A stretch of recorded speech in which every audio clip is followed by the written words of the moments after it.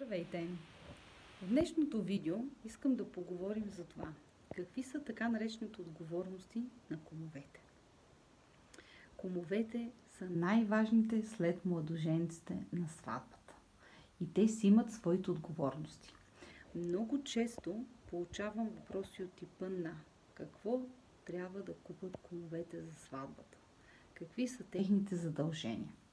По традиция, кумовете купуват за сватбата букета на булката, булото, както и виното, ритуалните чаши и късметчетата, които булката хвърля след излизането от църквата. Какви са техните задължения по време на сватбата? Кумът участва активно в откупуването на булката, когато младоженецът отиде да си я вземе.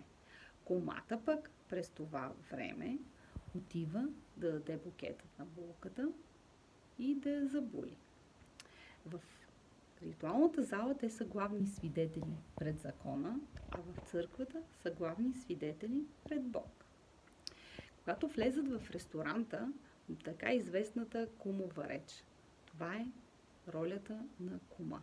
Той да поздрави гостите, да поздрави младото семейство, да благодари, че е избран, и обикновено тази кумова реч завършва с на здраве и горчиво.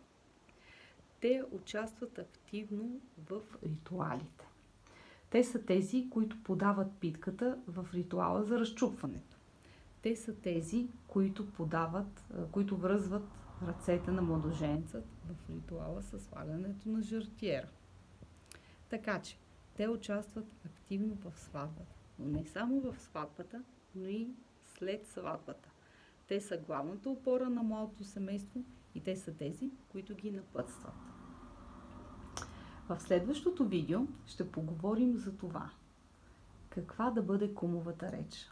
Това беше от мен. До скоро!